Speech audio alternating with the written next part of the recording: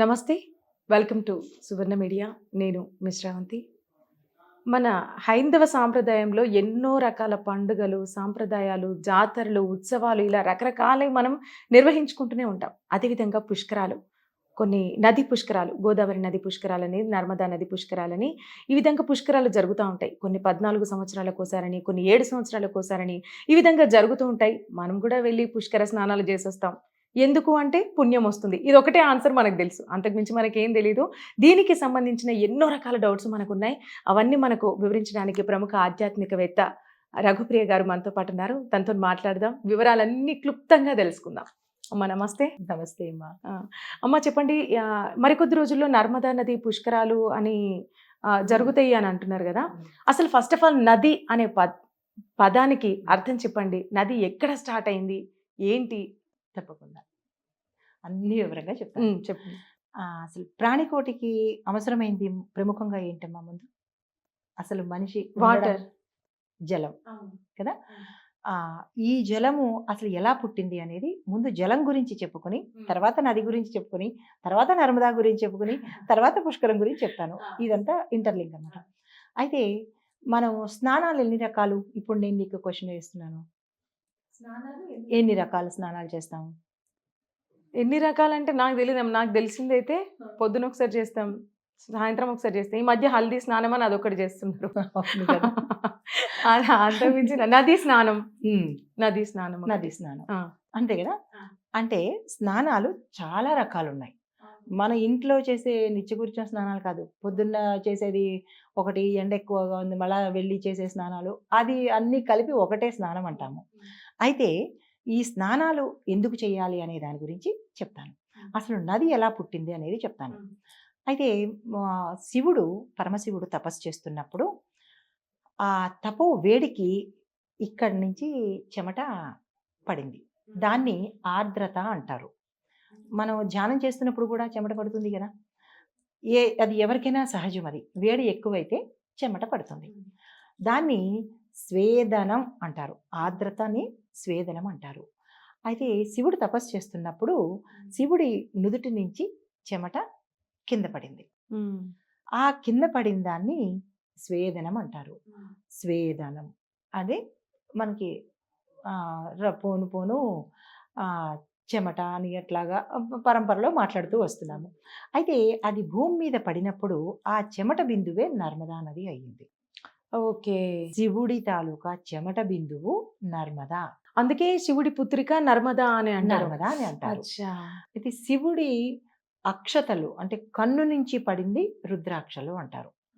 శివుడు కన్ను నుంచి పడింది రుద్రాక్ష, శివుడి స్వేదం నుంచి పడింది నర్మదా నది అనమాట. అయితే ఈ స్నానాలు ఎన్ని రకాలో చెప్తాను. ఒకటి మనం నిత్య కూర్చొని చేసే స్నానము, నదీ స్నానము, సముద్ర స్నానము, తర్వాత పండగలప్పుడు దీనికి వెళ్తాము, పౌర్ణమికి చేస్తాము, అమావాస్యకి చేస్తాము. తీర్థ స్నానాలు అంటే మనం ఏదైనా తీర్థయాత్రకు వెళ్ళినప్పుడు అక్కడ స్నానాలు. తర్వాత ఏదైనా అశౌచము అంటే పితృకార్యాలు జరిగినప్పుడు చేసే స్నానము. ఇలా ప్రతిదానికి పుణ్యావచన స్నానాలు, మంగళ స్నానాలు, ఇలాంటివన్నీ మనకి పరంపరగా తెలిసిందే. అసలు ఇన్ని రకాల స్నానాలు ఉన్నాయన్నమాట.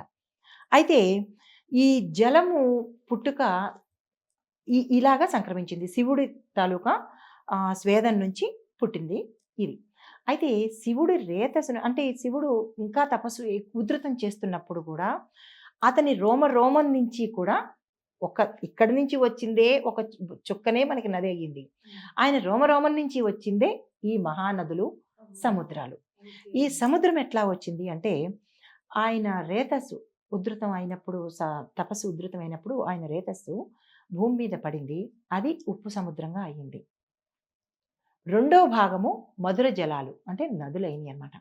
ఇప్పుడు ఈ జలం లేనిదే మనిషి లేడు, మానవ మనుగడ లేదు, సృష్టి లేదు. ఈ జలం నుంచే బ్రహ్మ సృష్టి ప్రారంభించాడు. ఓకే. ఈ జలాన్ని మనం చాలా రకాలుగా ఉపయోగించుకుంటాం. అంటే మనిషి బతకడానికి, పుణ్యకార్యాలకి జలం లేని ప్రదేశం లేదు, జలంతో ఉపయోగపడని ప్రదేశం లేదు. మనం వంట చేసుకోవడం దగ్గర నుంచి, శుచి దగ్గర నుంచి, శుభ్రత దగ్గర నుంచి అన్నిటికీ ఈ జలం యొక్క ప్రాధాన్యత ఉంది. అయితే ఈ జలము మన శరీరంలో 3 భాగాలుగా, అంటే ఈ నీరు మన శరీరంలో 3 భాగాలుగా సంతరించుకుంది.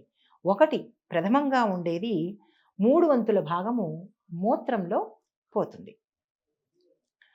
తదుపరి మధ్య భాగము రక్తంలో కలుస్తుంది. ఆ మిగిలిన చిన్ని భాగము ప్రాణం.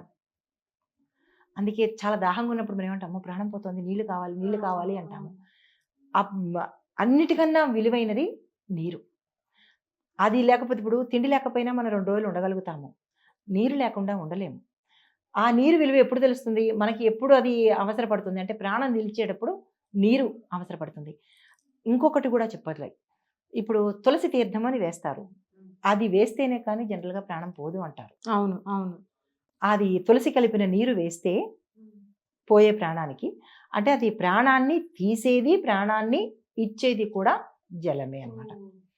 ఇది బృహదాజాల ఉపనిషత్తులో ఈ ప్రస్తావన వచ్చింది. అయితే మనం వింటూ ఉంటాము, ఏది తిలోదకాలు ఇచ్చేసామండి అంటుంటారు. ఇది లోకోక్తి.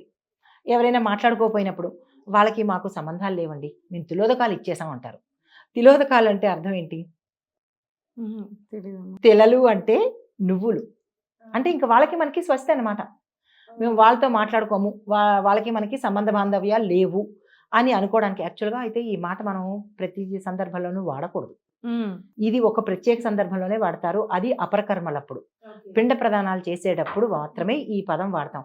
కానీ మన ఇంట్లో కూడా ఇది వాడేస్తూ ఉంటాము. కానీ అది అమంగళం అనమాట, మనం వాడకూడదు, ఆ పదం వాడకూడదు. ఇప్పుడు మీరు మేము మాట్లాడుకోకపోతే మాట్లాడకపోయాం అని అనుకుందాం, మాట్లాడుకోవద్దు.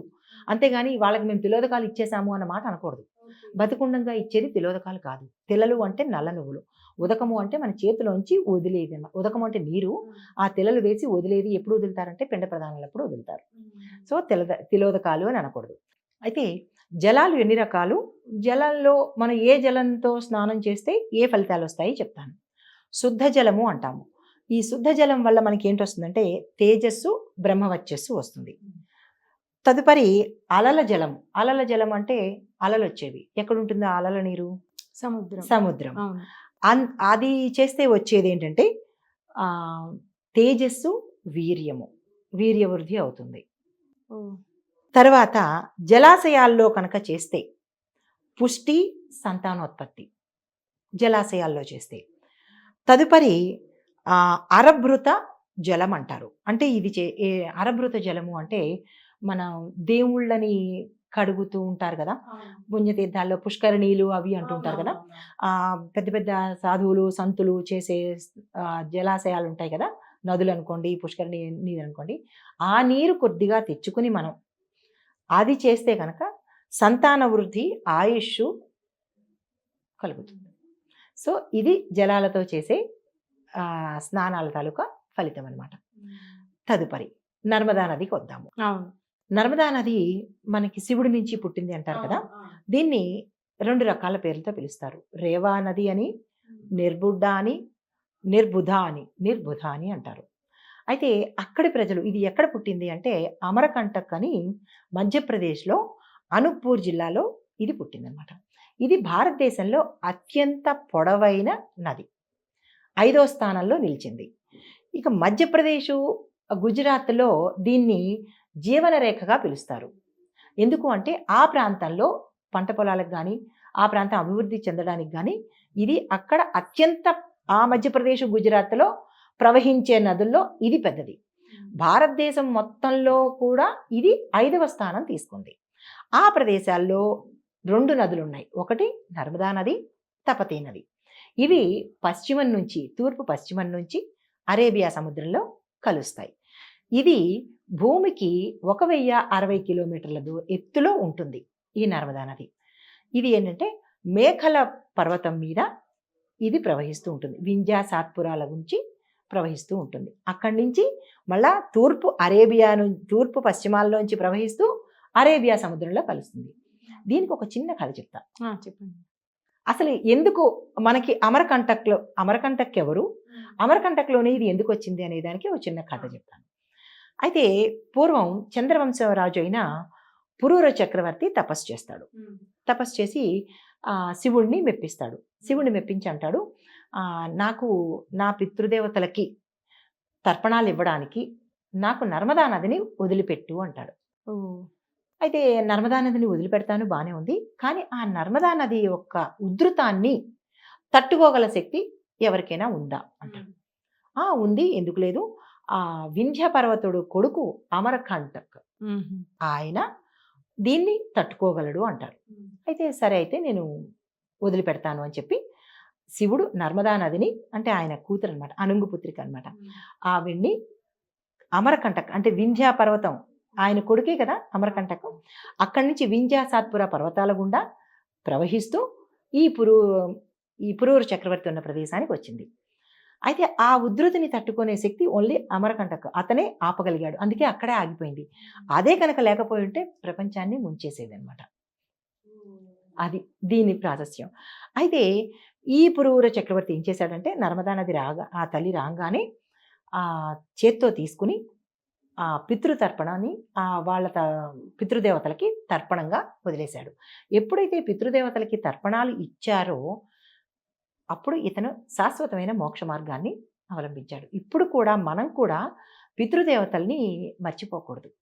మామూలు దేవతల్ని మర్చిపోయినా పర్వాలేదు, కానీ పితృదేవతల శాపాలు మాత్రం మనకి వెంటాడుతూనే ఉంటాయి. చాలామంది ఇళ్లలో అనుకుంటూ ఉంటారు, నేను ఆ పూజలు చేశాను, ఈ పూజలు చేశాను, నాకేమీ ఫలితాలు రావట్లేదు, నేను ఇన్ని మొక్కులు మొక్కాను, ఇన్ని చెట్లు తిరిగాను, ఇన్ని చేశాను అంటారు, నాకు ఏ ఫలితం రావట్లేదు, ట్రాష్, నాకు ఏ దేవుడు హెల్ప్ చేయట్లేదు అంటారు. దేవుడు హెల్ప్ చేయకపోవడం కాదు, పితృదేవతలు అంటే తాత ముత్తాతలకి మనం ఏమైనా చెయ్యని పనులు చెయ్యలేదా, వాళ్ళకేమైనా మనం పెట్టలేదా అని ఒక్కసారి కనుక ఆలోచించుకుంటే అది కనుక మనం చేసేయగలిగితే, ఒకటి ఇలాంటి పుష్కరాలప్పుడు వాళ్ళని మనం చెయ్యాలి. తర్వాత మహాలయ పక్షాలని వస్తూ ఉంటాయి. ఆ మహాలయ పక్షాల్లో ఈ దేవతలను ఎలాగైతే పూజిస్తున్నామో పితృదేవతలను కూడా మనం అలాగే పూజించుకోవాలి. అయితే అలాగ ఈ పురూరు చక్రవర్తి ఏం చేశారంటే నర్మదాని ఆహ్వానించి పిండ ప్రదానాలకి తర్పణాలు వదిలేసి అతను మోక్షప్రాప్తి చెందాడు. ఆ రకంగా నర్మద మన భూమి మీదకి వచ్చిందనమాట. అయితే ఇంకొక పరంగా కథ ఏంటంటే అసలు శివుడు పుత్రిక ఎలా అయింది. అవును. ఋషిముఖ పర్వతం మీద శివుడు పార్వతి తపస్సు చేస్తున్నారు. తపస్సు చేసినప్పుడు ఇందాక చెప్పుకున్నట్టుగానే ఆయన స్వేదం నుంచి ఈ అమ్మవారు పుట్టింది. పుట్టినప్పుడు చాలా సౌందర్య రాశి, ఇంకా ఎంత సౌందర్యం అంటే ఆవిడ సౌందర్యాన్ని చూసి బ్రహ్మకైనా తట్టుకోలేనంత సౌందర్యవతి అనమాట. అప్పుడు ఆవిడ ఏం చేసిందంటే మామూలుగా అటు అటు నడయాడుతున్నప్పుడు ఆవిడ వెనకాల ఈ వాళ్ళందరూ వెనకాల పడ్డారు, మొదలుపెట్టారు దేవతలు.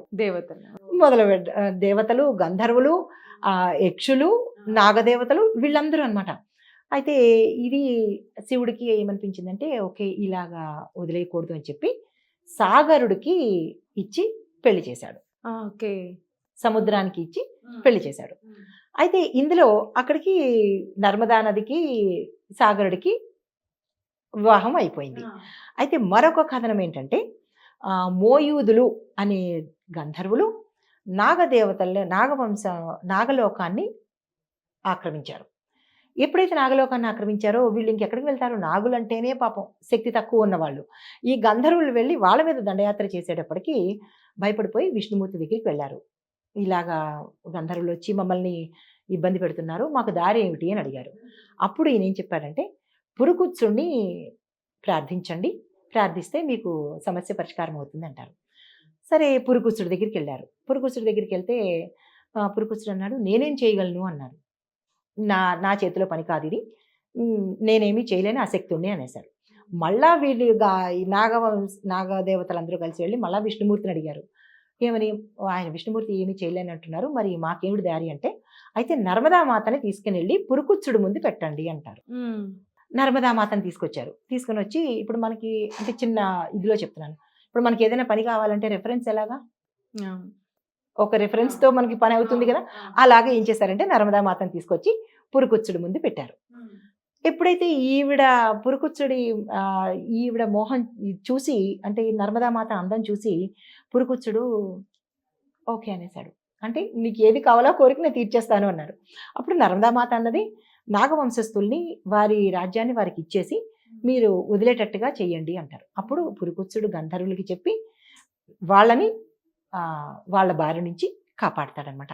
అప్పుడు విష్ణుమూర్తి ఏమని వరమిస్తాడంటే పురుకుత్సుడికి, ఎవరైతే నర్మదా పుష్కరాలు వచ్చినప్పుడు నర్మదా నదిలో స్నానం చెయ్యలేని వారు ఉంటారు. అంటే రోగగ్రస్తులు అవ్వచ్చు, అవకాశం లేని వాళ్ళు అవ్వచ్చు. ఆ పుష్కరాలకి వెళ్ళలేనప్పుడు నర్మదా పురుకుత్సహ అని కనుక మనం తలుచుకుంటే నర్మదలో స్నానం చేసిన ఫలితము, నర్మదలో పిండ ప్రదానం చేసిన ఫలితము, పుష్కర ఫలితము ఇవన్నీ కలిపి ఈ మంత్రానికి అంటే వీరిని తలుచుకుంటే ఆ విశిష్టత, ఆ పవిత్రత, ఆ ఫలము కూడా మనకు వచ్చేస్తుంది. ఇది మాత్రం వాస్తవము. ఓకే. ఇది ఛాందోగ్యోపనిషత్తులో చెప్పారు. అయితే దీనికి అసలు పుష్కరాలు అంటే ఏమిటి? పుష్కరము అంటే ఏంటి? పుష్కరము అంటే 12 సంవత్సరాలు. 12 సంవత్సరాలు. 12 సంవత్సరాలకి వచ్చే 12 సంవత్సరాలకు ఒకసారి ఒక్కొక్క నదికి మేషరాశి నుంచి మీనరాశి వరకు, మనకి 12 రాశులు కదా, మేషరాశి నుంచి మీనరాశి వరకు ఒక్కొక్క నదికి ఒక్కొక్క పుష్కరం వస్తుంటుంది. ఈ మళ్ళా మేషం నుంచి మీనం వరకు వచ్చేటప్పటికి చిన్న ఎగ్జాంపుల్, మేషరాశిలో గంగా నదికి వచ్చింది అనుకుందాం. గంగా నదికి మళ్ళా రావాలంటే ఎన్ని సంవత్సరాలు పడుతుంది? 12 సంవత్సరాలు. ఇలా సంవత్సరానికి ఒకసారి 12 రాశులకి వచ్చేదాన్నే పుష్కరము అంటారు. మళ్ళా గంగా నదికి రావాలంటే మళ్ళీ 12 సంవత్సరాలు మనం వెయిట్ చేయాలి. ఇప్పుడు మనకి వృషభ రాశిలో జరుగుతోంది నర్మదా పుష్కరాలు. రేవా అంటారు దాన్ని, రేవా పుష్కరాలు అంటారు. రేవా అన్న నర్మదా పేరే. నర్మదాకి 2 పేర్లు ఉన్నాయని చెప్పాను కదా.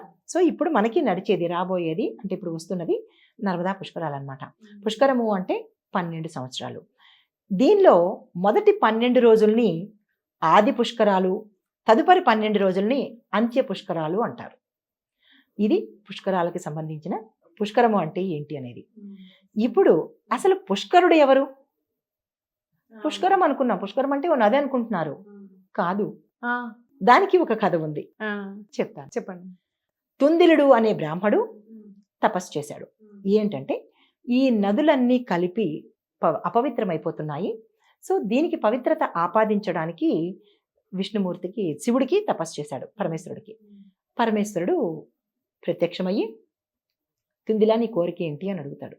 అంటే ఏమీ లేదు, ఈ నదులన్నీ అపవిత్రమైపోతున్నాయి కదా, ప్రజలు నానా రకాలుగా ఉపయోగిస్తున్నారు కదా, దానికి ఏం చేయాలి, నేను అవన్నీ పవిత్రత చేయాలి అంటాడు.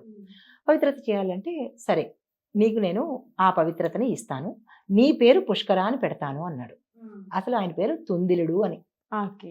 అయితే ఎప్పుడైతే పుష్కరుడికి అతని పేరు పుష్కరుడుగా మార్చేసి ఆ ప్రాశస్త్యాన్ని ఇచ్చేస్తాడు, పవిత్రతని ఇస్తాడు. దీన్ని చూసి బృహస్పతి అంటే గురుడికి కొంచెం ఇది అనిపిస్తుంది, ఏంటి నాకు కూడా ఆ పవిత్రత కావాలి అని అనుకుంటాడు. అనుకుని మళ్ళా విష్ణుమూర్తికి తపస్సు చేస్తాడు. ఆయన ఏం చేస్తాడంటే, నేను ఇంత క్రితమే ఇచ్చేశాను కాబట్టి నువ్వు బ్రహ్మ గురించి తపస్సు చేయి, ఆ విషయంలో నేనేమీ చేయలేను అని చెప్తాడు. బ్రహ్మ గురించి తపస్సు చేయగానే బ్రహ్మ ఏం చెప్తాడంటే, ప్రత్యక్షమైన తర్వాత, సరే నీకు కూడా తత్సమానమైన ప్రాతిపదికని ఇస్తున్నాను. అంటే ఆ తుంద్రుడికి అంటే పుష్కరుడికి ఎంతైతే పవిత్రతని ఇచ్చానో నీకు కూడా అదే పవిత్రతని ఇస్తాను అంటాడు. అప్పుడు ఈయన బృహస్పతి సంతోషించి నాకు కూడా అదే కావాలి అని చెప్పి ఆయన సంతోషపడతాడు. అయితే ఇక్కడ మరొక చిక్కు ఏంటి వచ్చిందంటే, తుందిలుడు ఏం చేస్తాడు అంటే, ఈ పుష్కరుడు బ్రహ్మ వరం ఇచ్చేటప్పుడు ఒక మాట అంటాడు, నువ్వు నా కమండలంలోకి వచ్చేయాలి, విడిగా ఉండకూడదు, నువ్వు నా కమండలంలోకి వచ్చేయాలి అంటాడు. వచ్చేస్తాను, కానీ నాకు 3.5 కోట్ల జలాల తాలూకా ఆధిపత్యాన్ని నాకు కావాలి, 3.5 కోట్ల జలాల ఆధిపత్యాన్ని నాకు ఇస్తే బ్రహ్మదేవా నేను నీ కమండలంలోకి వచ్చేస్తాను అన్నాడు. తదాస్తు, నీకు ఇచ్చేస్తాను అన్నాడు. అంటే ఈ పుష్కరుడికి 3.5 కోట్ల జలాలకి అధిపతి అయ్యాడు. అధిపతి అయ్యి బ్రహ్మ కమండలంలోకి వెళ్ళిపోయాడు. అందువల్ల మనకి ఈ ప్రాశస్త్యం పుష్కరుడికి దక్కింది. అయితే అమ్మ, ఇప్పుడు అంటే ఒక్కొక్క ఏరియా సైడు ఒక్కొక్క నది ప్రవహిస్తూ ఉంటుంది కదా. ఇప్పుడు నర్మదా నది పుష్కరాలు అని అంటే అక్కడికి అంటే అంత దూరం వెళ్ళి స్నానం చేయలేని వాళ్ళు చాలామంది ఉంటారు. అంటే ఎటువంటి పుణ్యక్షేత్రాలలో ఈ నర్మదా నది ప్రవహిస్తూ ఉంటుంది? అలాగే పుష్కరిణి దాకా వెళ్ళలేని వాళ్ళు నర్మదా నది దగ్గరికి వెళ్ళి, అంటే అంత దూరం మేము వెళ్ళలేము, మేము ఫైనాన్షియల్గా మాకు సెట్ అవ్వదు, ప్లస్ మళ్ళీ మాకు ఓపిక లేదు అని అనుకునే వాళ్ళు ఏం చేయాలి? అయితే ఈ నర్మదా పుష్కరాలు, మనకి నర్మదా నది ఎక్కడ ప్రవహిస్తోంది అంటే మధ్యప్రదేశ్, గుజరాత్ ప్రాంతంలో ఈ నర్మదా నది ఉంది. ఇందాక మీరన్నట్టు అక్కడ దాకా వెళ్ళలేని వాళ్ళు ఇది మరొక ప్రాంతంలో ఆ ఏరియాలోనే మాత్రమే ప్రవహిస్తోంది కాబట్టి దాని పాయ కానీ దాని ఇంకొక ఇది రూపం కానీ ఏమీ ఎక్కడా లేదు. అది అక్కడ ఆ ప్రదేశంలోనే ఉంది. అయితే వెళ్ళలేని వాళ్ళు ఏం చేస్తారు అంటే దానికి ఒక చిన్న మార్గం ఏంటంటే మామూలు మన జలం తీసుకొని మన ఇంట్లో ఉన్న నీళ్లు తీసుకొని ఇందాక నేను చెప్పినట్టుగా నర్మదా పురుకుత్స అని ఆ జలానికి కనుక అభిమంత్రించుకుని ఆ జలాన్ని మిగతా వాటిల్లో కలుపుకొని మనం కనుక తీసుకోగలిగితే అంటే మనం ఆ 12 రోజులు ఈ జలాన్ని అభిమంత్రించుకుని మన ఇంట్లో పెట్టుకుని పుణ్యకార్యాలు చేసుకోవాలన్నా లేదా అంటే ఆ ఫలితం రావాలన్నా లేదా ఇంట్లోనే మన పిండ ప్రదానాలు చేసుకోవాలన్నా ఇంట్లోనే దానాలు చేసుకోవాలన్నా ఈ నర్మదా పురుకుత్స అని మనం అభిమంత్రించిన నీరు ఉంటుంది కదా ఆ నీరుని తీసుకుని లేదా అంటే మనకి దగ్గరలో ఉన్న నీరు మనం అభిమంత్రించిన నీరైనా తీసుకెళ్ళొచ్చు లేదా ఆయా నదులకు వెళ్ళి మనకి దగ్గరలో ఉన్న నదులకు వెళ్ళి ఈ మంత్రాన్ని కనుక మనం చెప్పుకుని స్నానం చేసినట్టయితే తత్సమానమైన ఫలితం వచ్చేస్తుంది. అయితే అమ్మ అంటే ఇటువంటి ప్రతి నదికి పుష్కరాలు జరుగుతూ ఉంటాయి కదా, అంటే నదుల పేర్లన్నీ ఆడవాళ్ళ పేర్లలాగానే ఉంటాయి ఎందుకు? సముద్రుడు ఒకడే, నదులు మన భారతదేశంలో కానీ నీటిని అమ్మగా పిలుస్తాము, మాతృ సమానంగా చూస్తాము. ఓకే, ఎందుకంటే అది మన హైందవ సంప్రదాయం. ప్రతి ఒక్కళ్ళని మనం అమ్మానే అంటాము. ఇప్పుడు చిన్నది చూడండి, ఆ మొక్క అక్కడ ఉంది అంటాము, ఉన్నాడు అని అనం కదా. అవును, అంటే మనం దేన్నైనా స్త్రీతోనే పోలుస్తాము. ఎందుకంటే స్త్రీకి అంత పవిత్రత ఆపాదించబడింది కాబట్టి. ఆ సాగరుడు ఉన్నాడు అంటాం కానీ సముద్రుడు ఉన్నది అని అనం కదా. అది ఒక్క సాగరుడికే చెల్లింది తప్ప మిగతా నదులన్నిటికీ మనం అమ్మవార్లుగాను తల్లిగాను ఆడవాడుగానే మనం పిలుస్తాము. ఆ పేర్లే పెట్టబడ్డాయి. ప్రతి నదికి వెనక ఒక కథ ఉంది కాబట్టి ఆ కథలు ఆడవారే కాబట్టి ఆ పేర్లు రావడం జరిగిందనమాట. ఇప్పుడు నదిలో స్నానం చేసేటప్పుడు ఒక చిన్న శ్లోకం చెప్పుకోవాలి. ఎక్స్క్లూజివ్ అంటే నర్మదా నదిలో స్నానం చేసేటప్పుడు పిప్పలాద మయాదత్త మయాదత్త కృత్యే లోక భయంకరి భయంకరి మృత్తికాం మయాదత్తం ఆహార ప్రచోదయే.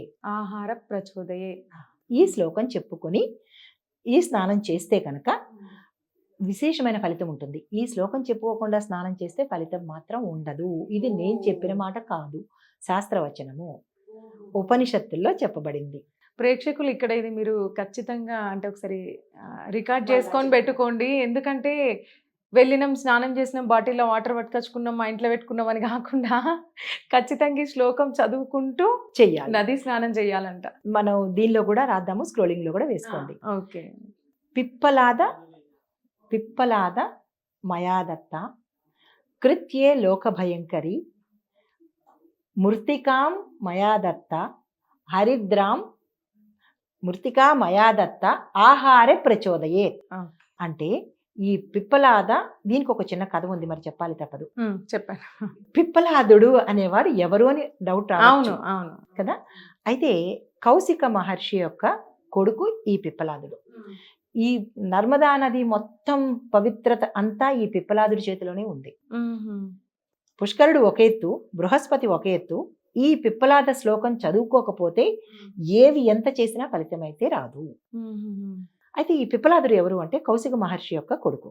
అతను పెంచలేక ఏం చేశాడంటే ఈ పిల్లవాడిని అడవిలో వదిలేశాడు. అడవిలో వదిలేస్తే ఆ పిల్లవాడు ఆకులు అలాలు తింటూ అక్కడున్న నీరు తాగుతూ అలాగా జీవనం సాగిస్తున్నాడు. ఒకరోజు నారద మహర్షి వెడుతూ ఈ పిల్లవాడిని చూసి, బాబు ఏమిటి నాయనా ఇలా ఉన్నామంటే, మా నాన్నగారు పోషించే శక్తి లేక నన్ను అడవిలో వదిలేశారు మహర్షి అని చెప్తాడు. అయితే నేను ఒక చిన్న మంత్రం చెప్తాను నాన్న, ఆ మంత్రం నువ్వు జపించుకో అని చెప్తాడు. ఆ మంత్రం ఏంటంటే ఓం నమో భాగవతే వాసుదేవాయ, 12 అక్షర మంత్రం. ఈ మంత్రం చదువుకో నాయన అని చెప్పి వెళ్తాడు. దాని తాలూకా ఫలితం ఏమీ చెప్పడు. ఈ మంత్రం చదువుకుంటూ ఉండు అని చెప్తాడు. సరేనని నారద మహర్షి వెళ్ళిపోతాడు. ఈ పిల్లవాడు అదే మంత్రం చదువుకుంటూ ఆహారాన్ని మానేసి నిద్ర మానేసి ఇంకా మొత్తం అన్ని వదిలేసి ఆ మంత్రంతోనే అతను పెరిగి పెద్దవాడయ్యి మహర్షి అయ్యాడు. పిప్పలాద మహర్షి అంటారు. అయితే ఆయనకి ఒకరోజు మళ్ళా నారదుడు వచ్చి నాయన ఎలా ఉన్నావు అంటే, ఈ మహర్షి అయినందుకు చాలా సంతోషించి, చాలా బాగుంది. చిన్న పిల్లవాడిగా చూశాను. నువ్వు మహర్షి అయిపోయావు అంటే, నారదా నేను ఒక ఒక ప్రశ్న ఉంది నాకు. ఏంటి అని అడిగితే, చెప్పు నాన్న అంటే, అసలు నేను ఎందుకు ఇంత బాధపడ్డాను నా బాల్యంలో? తిండికి గానీ, లేతే ఉండడానికి గానీ ఎందుకు ఇంత అవస్థలు పడవలసొచ్చింది అంటే, నాయన అది శని భగవానుడి ఇది ఇది వల్ల జరిగింది నీకు. ఆ శని ప్రేరేపితం వల్ల నీకిలా జరిగింది. అంటే, అయితే వెంటనే కోపమొచ్చేసి ఆయన ఏం చేశాడంటే, గ్రహమండలంలో ఉన్న శని గ్రహాన్ని తీసుకొచ్చి భూమి మీద పెట్టేశాడు. లాక్కొచ్చేసాడు అక్కడి నుంచి. వచ్చేసిన తర్వాత ఇంక అందరూ అతలాకుతలమైపోతున్నారు. నవగ్రహాల్లో గ్రహం ఇక్కడికి కిందకొచ్చేసింది కదా! అప్పుడు శని ఏమీ చేసేందుకు లేదు. అప్పుడు ఇక్కడే ఉండిపోవాలి, భూమి మీదే ఉండిపోవాలి అని చెప్పి ఆయన కట్టి పడేశాడు. హోమం చేస్తూ ఆ హోమంతోని తీసుకొచ్చి అక్కడ కట్టి పడేశాడు. కట్టి పడేసంగానే మిగతా మరి హవిస్సు తీసుకోవాలంటే అందరూ రావాలి కదా! యజ్ఞం చేస్తున్నప్పుడు హవిస్సు తీసుకోవడానికి ఇంద్రుడు, దేవతలు, బ్రహ్మ, విష్ణు, మహేశ్వరులు అందరూ వచ్చేసారు. వచ్చిన తర్వాత పిప్పలాదుడు ఈ శని ఈయన కట్టుదిట్టంలో శనీశ్వరుడు ఉన్నాడు. అప్పుడు విడిచిపెట్టు అంటే నేను విడిచిపెట్టను అన్నాడు. ఎవరు? పిప్పలాద మహర్షి. మరి నువ్వు విడిచిపెట్టాలంటే ఏం చెయ్యాలి అని అడుగుతాడు. అడిగితే ఆయన ఏమంటాడంటే, నాకు శనీశ్వరుడు ఒక వరం ఇవ్వాలి అని చెప్తాడు. ఇస్తాను చెప్పు నాయనా అంటాడు. ఏమీ లేదు, బాల్యంలో నువ్వు పిల్లలకి పట్టకూడదు. ఎందుకంటే ఈయన చాలా బాధలు పడ్డాడు కదా, తల్లిదండ్రులకి దూరం అయిపోయి, తిండికి దూరం అయిపోయి. సో అందుకని ఏం చేయాలంటే, నువ్వు పిల్లల్ని పట్టకూడదు. బాల్యావస్థ ఏజ్లో, అంటే బాల్యం అంటే ఎంతవరకు ఉంటుందో ఆ ఏజ్లో పిల్లలకి మాత్రం శని గ్రహాలు అంటే నీ పీడన ఉండకూడదు. కొంతమంది పుడుతూనే శని పుడతారు, ఏలినాటి శనితో పుడతారు కానీ ఆయన తాలూకా పీడలైతే ఉండవు. అయితే నేను అనుగ్రహిస్తున్నాను, పిప్పలాద శనేశ్వర అని తలుచుకుంటే కనుక ఆ తల్లిదండ్రులు, ఇప్పుడు మనం జాతక చక్రం వేయిస్తాం కదా, జాతక చక్రం వేయించినప్పుడు అందులో శని మహాదశ నడుస్తోంది అంటారు కదా, పంతులు చెప్తారు కదా, అప్పుడు ఏం చేయాలంటే ఈ తల్లిదండ్రులు ఆ పిల్లలకి ఈ దోషం ఉందన్నప్పుడు వెంటనే ఇది తలుచుకోండి, పిప్పలాద శనేశ్వర అని తలుచుకుంటే ఆ శని తాలూకా దోషాలు పిల్లలకి అంటవన్నమాట. ఎప్పుడైతే ఈ వరం ఇచ్చాడో ఇంకా గ్రహమండలంలోకి ఈ పిప్పలాద మహర్షి వదిలేస్తాడు. ఆయన అక్కడికి వెళ్ళిపోతాడు. యజ్ఞకుండంలోంచి ఇందాక మన శ్లోకంలో కృత్యే లోక భయంకరి అని చదువుకున్నాం కదా. కృత్యే లోక భయంకరి అంటే, కృత్యే అంటే ఒక రాక్షసి. ఆవిడ వచ్చి యజ్ఞకుండంలోంచి వచ్చి ఇక్కడున్న వాళ్ళని ఆహూతులందరినీ తినేస్తాను అని అందరి మీద పడిపోతుంది. ఎప్పుడైతే అందరి మీద పడిందో అందరూ భయపడిపోతున్నారు, పారిపోతున్నారు. హవిస్సు తీసుకోకుండానే పారిపోతున్నారు. మరి యజ్ఞం చేసిన ఫలితం తీసుకోకుండా దేవతలు పారిపోతే యజ్ఞం ఫలితం ఉండదుగా. అప్పుడు ఏం చేశారంటే, విష్ణుమూర్తి ఒక వరం ఇచ్చాడు. కృత్యే నీకు ఒక వరం ఇస్తున్నాను, ఎవరైతే ఈ పుష్కరాల సమయంలో నిన్ను తలుచుకోకుండా, పిప్పలాదుణ్ణి నిన్ను తలుచుకోకుండా స్నానాలు కానీ, పిండ ప్రదానాలు కానీ, దానాలు కానీ ఎవరైతే చేస్తారో వారి చేసే ఫలితం అంతా నువ్వు ఆహారంగా తీసేసుకో. ఈ మంత్రం చెప్పుకోకుండా మనం ఏది చేసినా ఆ తీర్థంలో, నదీ తీర్థంలో ఆ ఫలితం అంతా పితృదేవతలకి మనకి రాదు, కృత్యే అనే రాక్షసి తీసేసుకుంటుంది. అందుకని ఈ శ్లోకం తప్పకుండా చదువుకోవాలి ఫలితం రావాలి అంటే. ఇది దీని అంతరార్థం అన్నమాట. అదే అంటే ఇప్పుడు నర్మదా నది పుష్కరాలప్పుడు ఎటువంటి దానాలు చేయాలి, ఏ విధంగా, అంటే మీరు అన్నారు కదా ఇందాక పిండ ప్రదానాలకే ఎక్కువగా అని అన్నారు కదా, ఏ విధంగా పిండ ప్రదానం చేయాలి? పుష్కర ప్రాశస్త్యం తెలిసింది, పుష్కర స్నానాల తాలూకా ఫలితం తెలిసింది, పుష్కరుడు అంటే ఎవరో తెలిసింది కదా. ఇప్పుడు మనం ఆ పుష్కరాల సమయంలో మనం చేసేది ఎందుకు అంటే, ఆ నర్మదా నదిలో నర్మదుడు ఉంటాడు, తర్వాత బృహస్పతి ఉంటారు, తర్వాత పితృదేవతలు ఉంటారు, దేవతలు ఉంటారు. ఆ 12 రోజులు నర్మదా నదిని వీరు ఆవహించి ఉంటారు. ఆ సమయంలో మొదటి 12 రోజులు, చివరి 12 రోజులు సూర్యాస్తమయం లోపు కనుక మనం ఏ తర్పణాలు వదిలినా, దానాలు చేసినా, స్నానాలు చేసినా, పిండ ప్రదానాలు వదిలినా, ఏదైనా సరే ఆ సమయంలోనే మనం చేయాలి. ఇప్పుడు స్నానం ఎలా చేయాలి అంటే, ఇందాక చెప్పినట్టుగా ఆ శ్లోకము, పిప్పలాద శ్లోకం చదువుకుని అక్కడ మృత్తిక అనే స్థలంలో, మృత్తిక అనే ప్రదేశంలో మనం ఏం చేస్తామంటే, స్త్రీలు హరిద్ర అని చదువుకోవాలి.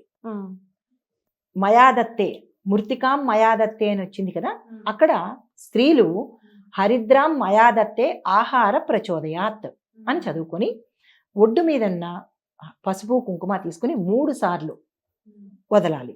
అంటే మనం ఆ తల్లికి ఆహారాన్ని ఇస్తున్నాం అనమాట. ఓకే. మగవాళ్ళైతే అంటే పురుషులైతే మృత్తికాం అని చదువుతారు. ఒడ్డునున్న మృత్తిక తీసి మట్టిని తీసి 3 సార్లు పురుషులు ఇవ్వాలి. స్త్రీలు 3 సార్లు పసుపు కుంకుమ నైవేద్యంగా ఆహారంగా ఇవ్వాలి. అప్పుడు స్నానం చేయాలి. స్నానం అంటే ఏదో మనం షాంపూలు పట్టుకొని ఫేస్ వాష్లు పట్టుకొని ఇంకా మిగతా పట్టుకొని స్నానం కాదమ్మా. మన ఇంట్లో శుచిగా బ్రహ్మముహూర్తంలో స్నానం చేసి ఇక్కడ మునకల కోసమే ఆహా! 3 మునకలు శిరస్సు నుంచి పాదం వరకు 3 మునకలు చేయాలి. ఇక్కడ ఒక చిన్న విషయం చెప్తాను. చెప్పండి. మొన్న శ్రీశైలం నేను వెళ్ళాను. అంటే నేను జీవనది ఫౌండేషన్‌లో సేవ చేస్తున్నాను. నదులు గురించి సేవ చేస్తున్నాను అనమాట.